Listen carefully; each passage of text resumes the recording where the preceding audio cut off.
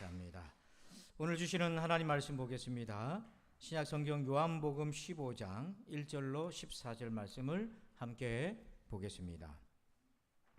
요한복음 15장 1절로 14절까지 교독하겠습니다. 요한복음 15장 1절로 14절. 나는 참 포도나무요 내 아버지는 농부라.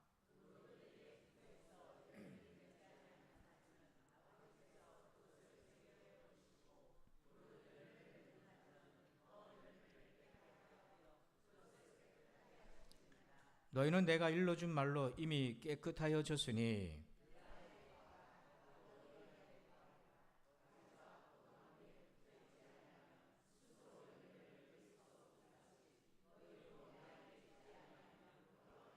나는 포도나무요 너희는 가지라. 그가 내 안에 내가 그 안에 거하면 사람이 열매를 많이 맺나니 나를 떠나서는 너희가 아무것도 할 수 없음이라.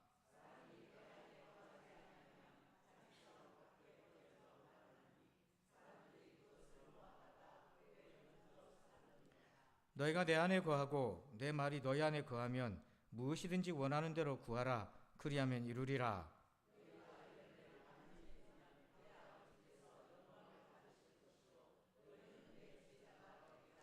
아버지께서 나를 사랑하신 것 같이 나도 너희를 사랑하였으니 나의 사랑 안에 거하라.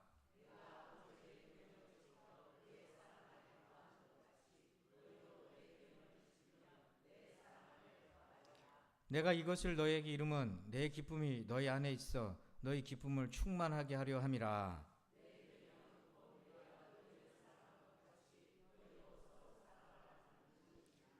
사람이 친구를 위하여 자기 목숨을 버리면 이보다 더 큰 사랑이 없나니 너희가 내가 명령하는 대로 행하면 곧 나의 친구라. 아멘. 할렐루야. 자, 오늘 책의 사람 11번째 정체성이 행복해야 삶이 행복하다는 제목으로 은혜를 나눕니다. 여러분 IQ 140 이상만 가입 가능한 협회가 있는데 그게 국제멘사협회라고 하는 것입니다. 혹시 연락을 받으셨는지요? 그런데 그 세계연합회장으로 있었던 빅터 세브리아코프라고 하는 사람이 있어요. 이 사람은 15살 때 학교에서 IQ 검사를 했는데 그때 지능지수가 73이 나왔습니다. 선생님이 그걸 보고는 기가 차서 이렇게 얘기했어요. 너는 공부를 끝까지 할 필요가 없다. 가서 일을 하면 되겠다. 열심히 일을 해서 돈을 벌고 그렇게 살면 됐다. 그래서 장사를 배우는 것이 더 낫겠다. 그렇게 조언 아닌 조언을 해서 이 빅터는 그 충고를 받아들여서 그 뒤로 17년 동안 온갖 잡일과 노동과 막노동과 힘든 일을 하면서 먹고 살았어요. 그러다가 2차 세계대전이 발생했습니다. 군에 입대를 하는데 그 당시 군 입대에는 신체검사 및 지능검사도 했던 모양이에요. 그때 지능검사를 했는데 세상에 그때 지능검사를 하니까 IQ가 178이 나온 거예요. 그러니까 17년 전에 검사 방법과 이후에 많이 개선되었겠죠. 그래서 다들 놀랐어요. 군 입대하는 군인들 중에 가장 높은 IQ 178 상상이나 했겠습니까? 근데 그때부터 이 빅터의 행동이 바뀌기 시작했어요.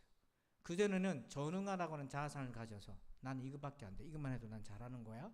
그렇게 했는데 178이라고 하는 천재의 IQ를 받고 나니까 그렇다고 갑자기 능력이 생긴 건 아닌데 자기에 대한 자아상이 바뀌어서 나는 천재다 하면서 그때부터 천재처럼 행동을 하기 시작했어요. 책을 보기 시작했어요. 책이 눈에 쏙쏙 들어오기 시작하고 기억이 되고 조합이 되고 기술을 배우기 시작하는데 그게 막 배워지는 겁니다. 엄청난 노력을 통해서 마침내 성공한 사업가가 되고 수많은 책을 쓰고 국제멘사협회 의장까지 되었습니다. 그 비결은 뭐냐면 사실은 IQ가 아니라 그 전에도 173이었겠죠. 사실은 IQ가 아니라 내가 나를 어떤 사람으로 보느냐 이 자아상에 달려 있습니다. 여러분은 여러분 자신을 어떤 사람으로 보고 있습니까? 여러분 자신을 누구라고 생각하고 있습니까? 정체성이 행복해야 우리의 정체성이 행복해야 우리의 삶이 행복해질 수 있습니다. 그래서 예수를 믿는다는 것, 신앙생활을 한다는 것은 나의 정체성을 바꾸는 겁니다.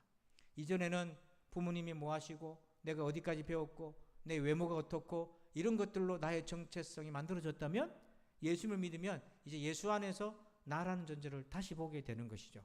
그래서 이게 정체성도 거듭나게 되는 겁니다. 요한복음 15장 8절에 우리의 정체성을 한번 봅시다. 한번 읽어봐요. 시작. 너희가 열매를 많이 맺으면 내 아버지께서 영광을 받으실 것이요 너희는 내 제자가 되리라. 아멘. 8절 끝에 보면 예수님이 우리를 뭐라고 부르십니까? 내 제자. 우리가 예수님의 제자. 이것이 우리의 정체성이에요. 하나님의 자녀. 이것도 우리의 정체성이에요. 그리스도인. 이것도 우리의 정체성이에요. 그래서 오늘 우리의 정체성은 예수님의 제자라고 하는 것입니다.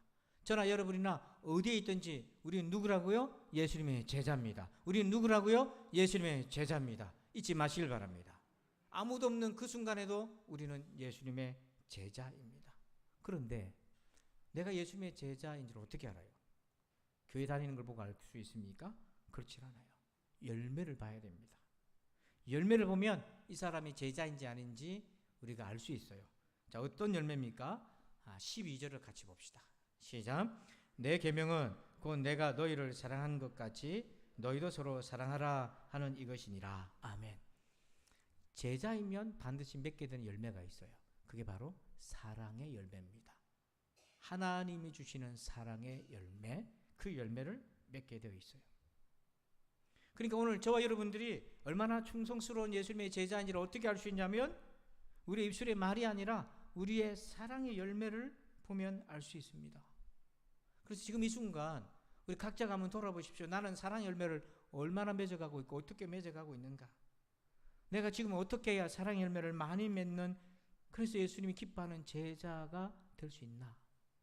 오늘 본문 말씀에서 세 가지 주님이 우리에게 주시는 메시지가 있어요. 그걸 한번 들어보시면 좋겠어요. 첫 번째는요, 한번 제목 읽어봅시다. 시작. 주님 안에 거하라. 자, 우리 5절을 읽습니다. 나는 포도나무요 너희는 가지라. 그가 내 안에 내가 그 안에 거하면 사람이 열매를 많이 맺나니 나를 떠나서는 너희가 아무것도 할 수 없음이라. 아멘.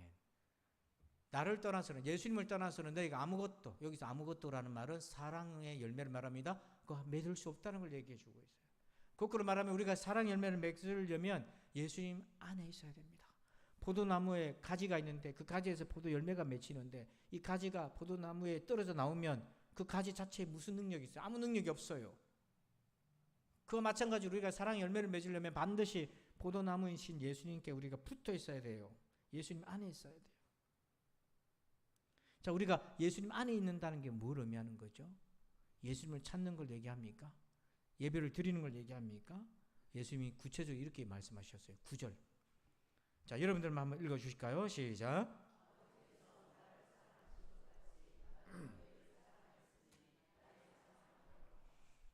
나의 사랑 안에 거하라. 우리가 예수님 안에 거한다는 것은 예수님의 사랑 안에 내가 거하는 거예요. 여러분, 이 아침에 예수님이 여러분을 사랑하신다는 것이 얼마나 느껴집니까? 이것이 별로 감동이 없고 느낌이 없다면 우리 자신을 빨리 돌아봐야 돼요. 우리가 깨어있는 성도의 기준은 뭐냐면 하나님이 나를 사랑하신다는 사랑이 내 안에 충만한 상태입니다. 사람이 날마다 충만할 수는 없어요. 어떨 때는 그 사랑이 메마를 수도 있고 하나님 계시지 않는 듯하게 보일 때도 있어요. 그럴 때 우리가 어떻게 하냐면 하나님의 사랑의 충만함을 위해서 더 하나님을 찾게 되는 거죠. 하나님이 나를 사랑하신다는 거, 그 증거가 어디에 있습니까?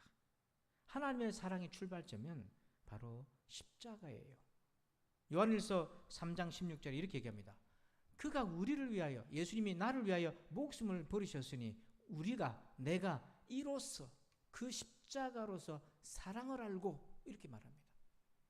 여기서 안다는 것은 머리로 아는 것이 아니라 우리가 체험했다는 거죠. 내 안에 하나님의 사랑이 있다는 거예요. 그러니까 여러분, 하나님이 저와 여러분을 사랑하신다는 증거는 예수님의 십자가에 있는 줄 믿으시길 바랍니다. 우리가요, 가난할 수도 있고 부자일 수도 있고 건강할 수도 있고 병약할 수도 있어요. 만나는 사람들마다, 지방의 사람들마다 저를 아시는 분이, 제가 이 지방에 있은 지가 벌써 20년이 지났으니까요. 20년 전에 청년이었던 사람이 지금 보니까 이제 중년이 되고, 이렇게 보면 저보다 덕담을 해요. 아이고, 목사님은 옛날 그대로네요, 이렇게 얘기를 해요. 그래서 제가 비법이 뭔지 아냐고 알려줍니다. 그럼 길을 쫑긋해요. 아침마다 밥에다 방부제를 내가 먹는다고 그렇게 얘기해요. 농담 삼아. 근데 여러분, 매한양 그렇겠습니까? 매한양 그럴 수 있나요? 우리가 세월의 흐름을 꺾을 수 없어요. 이제는 기력이 쇠하여지고 연약해져요. 그렇다고 하나님이 나를 사랑하지 않은 것입니까? 우리가 매일 부자일 수 있습니까? 매일 우리가 수입이 늘어날 수 있습니까? 그럴 수 없어요. 매일 좋은 일이 생길 수 있나요? 그럴 수 없어요. 그럴 때마다 하나님의 사랑이 하는 것 같기도 하고 안 하는 것 같기도 하고 자꾸만 왔다 갔다 하면 어떻게 되겠어요? 이 영적 조울증도 아니고요. 여러분, 하나님의 사랑을 다른 곳에서 찾지 말고 가장 1차적으로 십자가에서 찾으시길 바랍니다. 이게 왜 거기서 찾아야 되냐면 한번 물어볼게요. 여러분 답해 보시죠. 하나님이 죄인인 우리를 위해서 왜 십자가에서 죽으셨습니까? 예수님이 왜 죄인인 우리를 위해서 십자가에서 죽으셨습니까? 그 이유가 뭡니까? 찾기 어렵다면 쉽게 얘기하면 이렇게 말씀드릴 수 있습니다. 여러분, 자녀를 키울 때 자식이 잘못할 때가 있잖아요. 그래서 미워 죽겠다. 내가 저걸 왜 낳지? 야단도 치고 혼도 냅니다. 자, 그럼에도 불구하고 여러분은 그 자녀를 어떻게 하지요?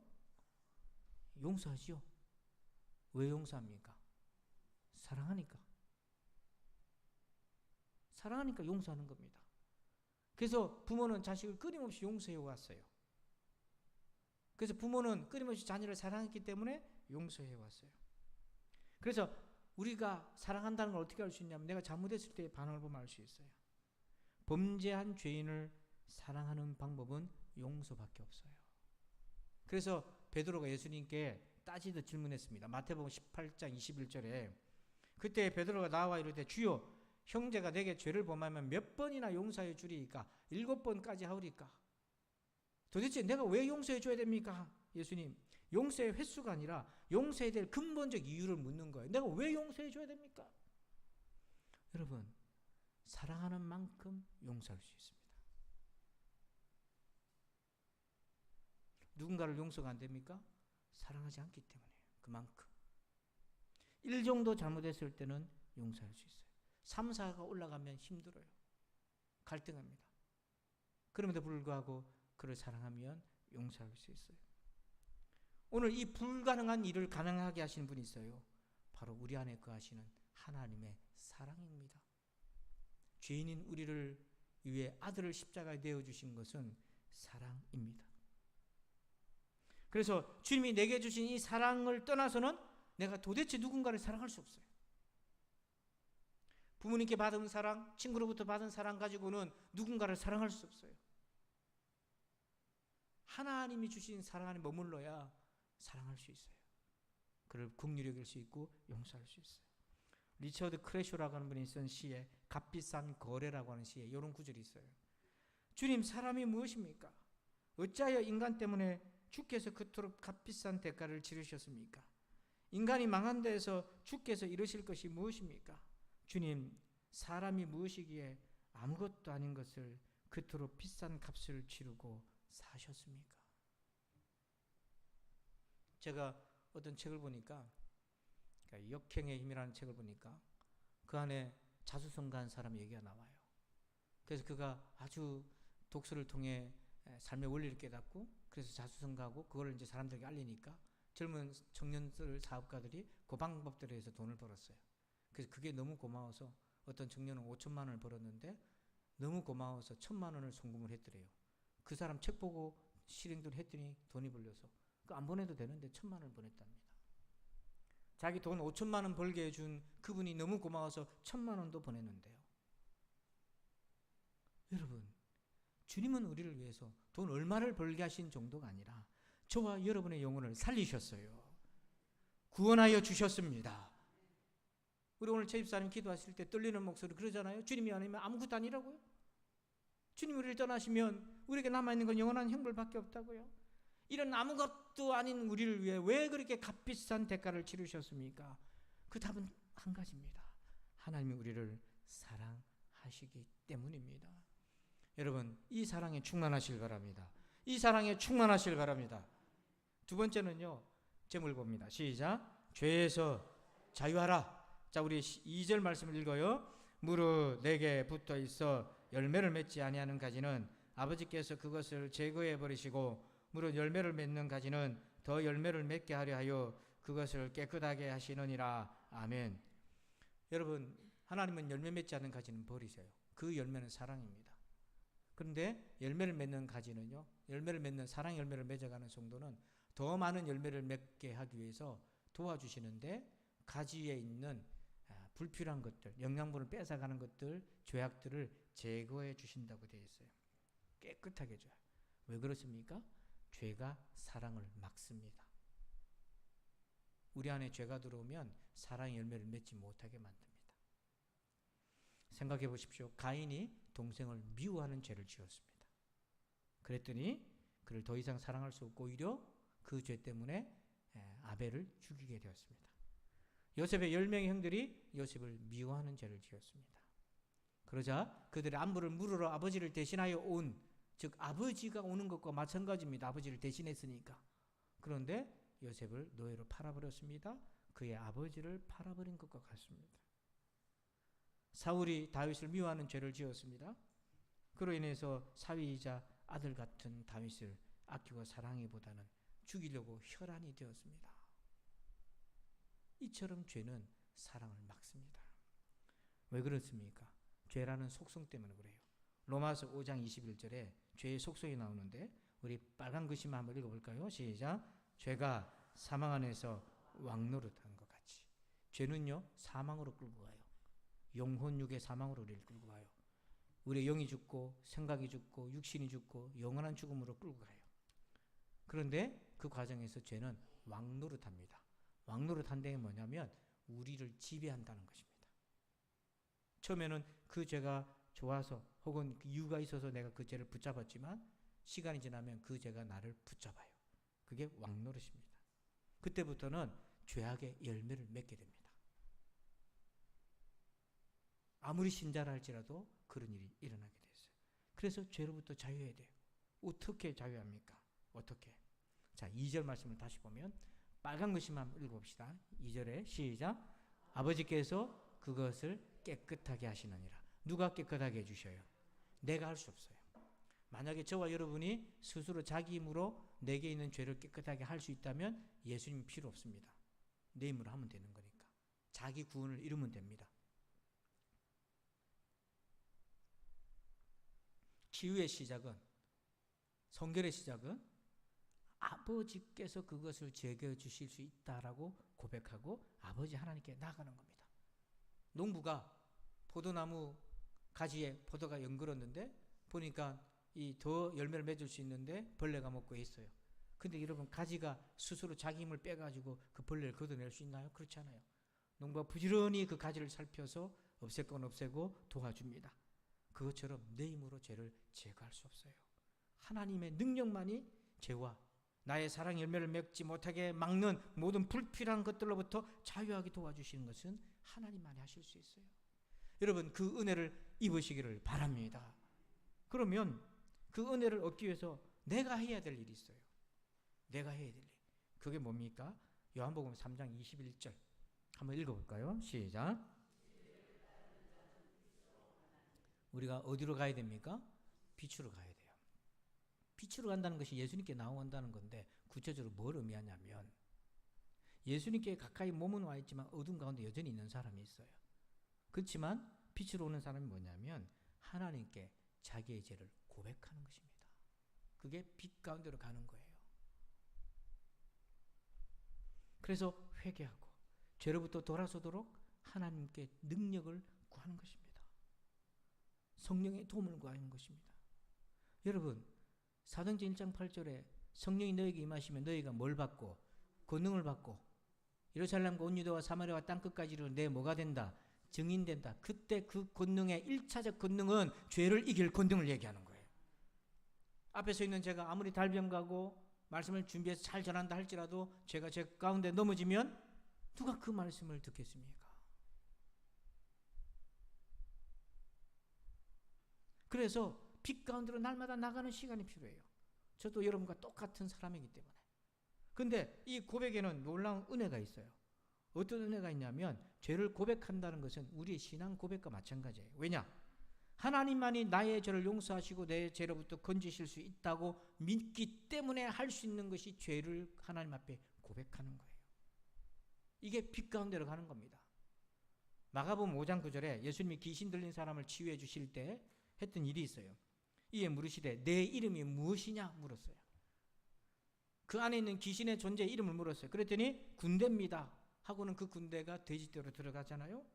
왜 너의 이름이 무엇이냐고 물었습니까? 빛 가운데로 드러내는 것입니다. 너의 정체를 드러내는 거죠. 귀신의 정체를 드러내는 거죠. 죄도 드러나야 되고 병도 드러나야 고칠 수 있어요. 드러낼 때 빛 가운데로 나오게 됩니다.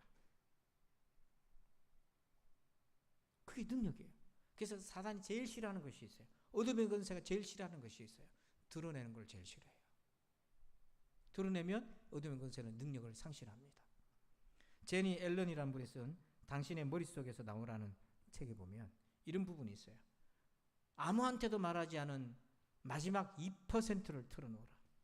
이게 뭐냐면 자기가 하나님 앞에 죄를 고백하면, 우리가 고백하면, 사람이든 누구에든 고백하는 그 순간 나를 올무를 메었던 그것들이 떠나가는 경험을 한 거예요. 이 책에서 보면 제가 그것이 좋아서 빠졌는데 괴로웠어요. 양심이 있으니까, 신앙이 있으니까 막 괴로운데 고백하기 전까지는 막 갈등이 있고 고백하고 또 좋기도 하고 또 싫기도 하고 막 번민이 있었는데 고백하는 그 순간 놀랍게도 예전에 그 빠졌던 것에 대한 그 감정과 마음이 싹 사라지더라는 거예요. 근데 우리가 속고 있는 게 하나 있다는 겁니다. 많은 사람들이 98%는 하나님께 고백을 하는데 2%를 남겨두는 사람들이 많다는 거예요. 근데 그 남아있는 2%가 어떻게 되냐면 이미 고백한 98%를 다시 끄집고 들어오게 만드는 거예요. 그리고 더 악하게 만드는 거예요. 그래서 여러분, 이미 하나님은 다 알고 계시잖아요. 빛 가운데로 가시길 바랍니다. 그래서 저도 이 책을 보면서 내가 하나님 앞에 털어놓지 못한 2%가 뭔지 기도할 때마다 찾아보게 돼요. 그러다 보면 문득문득 깨달아지는 것이 있어요. 그럴 때는 그냥 속으로 고백하고 끝내지 않고 입술로 하나님 앞에 고백합니다. 그리고 그 허물과 죄로부터 자유하는 경험을 하게 돼요. 여러분에게도 이런 은혜가 있기를 축원합니다. 마지막 세 번째예요. 제목을 봅시다. 시작. 열매의 당도를 측정하라. 자, 5절 말씀을 읽습니다. 나는 포도나무요 너희는 가지라. 그가 내 안에 내가 그 안에 거하면 사람이 열매를 많이 맺나니 나를 떠나서는 너희가 아무것도 할 수 없음이라. 여기 보면 열매를 많이 맺는다고 되어 있잖아요. 사람이 열매를 많이 맺는다. 이 열매를 뭘 보고 많이 맺는다고 알 수 있습니까? 사랑의 열매이긴 한데 저게 사랑의 열매다. 그 열매의 당도가 얼마나 많이 들어갔나 뭘 보면 알 수 있나요? 13절 보십시다. 사람이 친구를 위하여 자기 목숨을 버리면 이보다 더 큰 사랑이 없나니. 버린다는 게 뭐냐면 희생이에요. 저와 여러분의 사랑의 열매의 당도는요, 얼마나 그 사람을 위해서 희생했는가로 알 수 있어요. 여러분, 과일집에 가서 과일 살 때 맨 먼저 뭐 보죠? 답니까? 물어보잖아요. 답니까? 물어봐요. 제가 주중에 복숭아를 선물로 받았는데 너무 달고 맛있어요. 야, 지금도 생각하면 침이 고여요. 제가 이제 사과를 이제 매일 먹다 보니까 이제 사과를 주문을 했는데 싼 게 올라와서 주문했습니다. 그래서 뭐 모양은 안 이뻐도 돼. 못생긴 사과더라고 제목이. 맛만 좋으면 돼. 해서 딱 와서 한 입을 딱 베어 먹었잖아요. 세상에 물을 먹는 줄 알았어요. 제가 물을. 웬만하면 제가 전화해서 소비자 불만을 안 하는데 참다 또 먹었어요. 아까워서 또 먹다가 도저히 못 먹게 내려놓고 전화했습니다. 이런 걸 파냐고. 당도 확인도 안 하고 파냐고. 근데 판 사람은 어쩔 수가 없다고. 자기도 중개상이라서 어쩔 수가 없다고. 그렇게 얘기를 합니다. 제가 그때 경험이 몇 달 전 경험인데 이 말씀 준비하다가 딱 생각이 들어요. 제가 누군가를 사랑을 했는데 그 열매의 당도를 딱 측정을 했는데 사랑의 당도가 없고 무맛만 나면 제가 결국 그 사과를 어떻게 했겠습니까? 저기 계신 분은 즙을 내서 드시지요 그러는데 즙을 어떻게 냅니까? 쓰레기통에 버렸어요. 먹다가 버림받는 거예요. 교회 실컷 다니고 버림받을 수도 있겠다. 열매 맺지 아니한 가지는 잘라 버린다고 하셨으니까. 당도가 1부터 10까지 있다면 믿음 좋다는 게 뭐냐면 그 당도가 높다는 거예요. 그게 뭐냐면 희생하는 것이 높다는 거죠. 성 어거스틴은요, 죄를 이렇게 얘기했어요. 자기 자신에게로 휘어진 거, 이기적인 거예요. 희생하지 않는 거예요. 양보하지 않는 거예요. 남을 위해 수고하지 않는 거예요. 그게 죄예요. 그래서 죄가 사랑을 막는 거예요.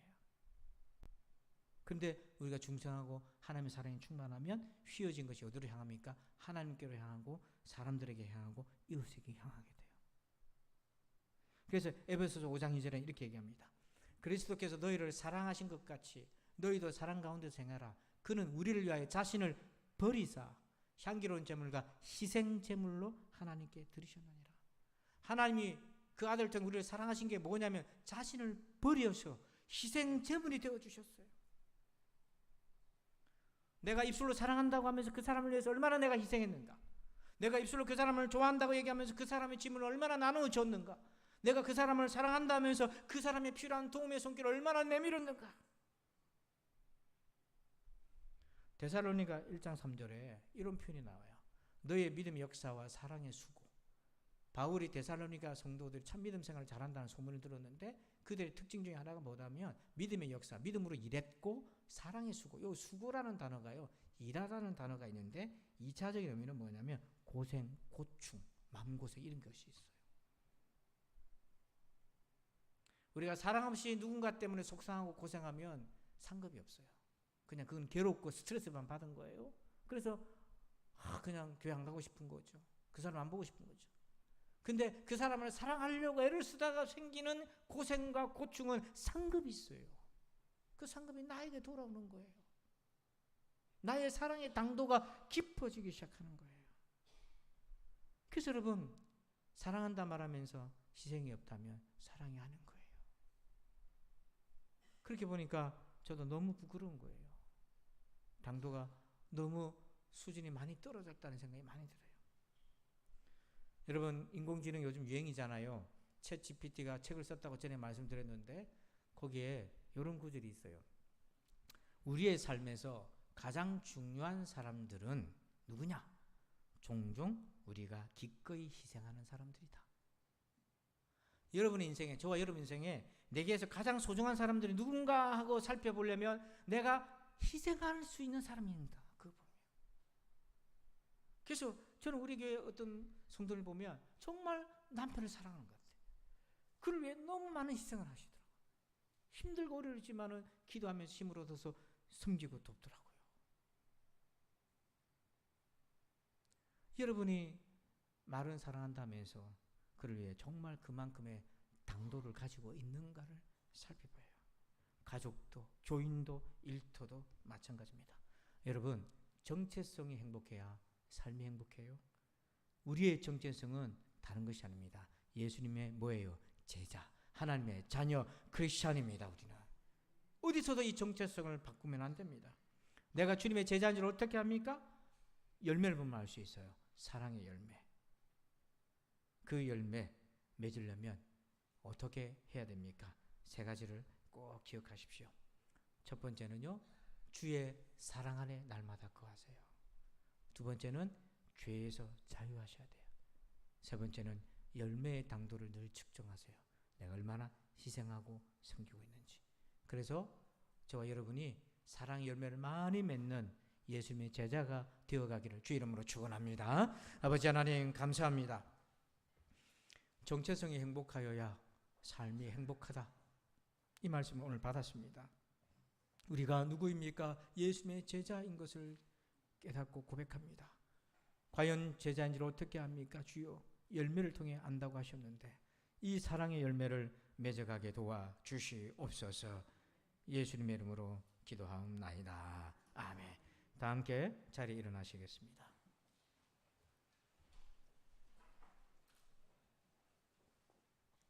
우리 사명 설문 같이 봅시다. 함께 선포합니다. 부산진 사명 설문. 내가 주께로, 이웃을 주께로. 2023년 교회 주제 마음을 깨끗하게. 우리 앞뒤 좌우로 서로 인사합시다.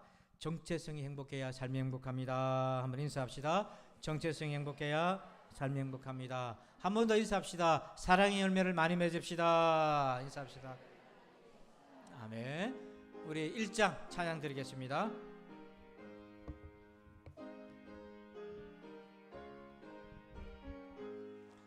만복에 드러난 하나님 온 백성 찬송 드리고 저 천사여 찬송하세 찬송 성부 성자 성령 아멘.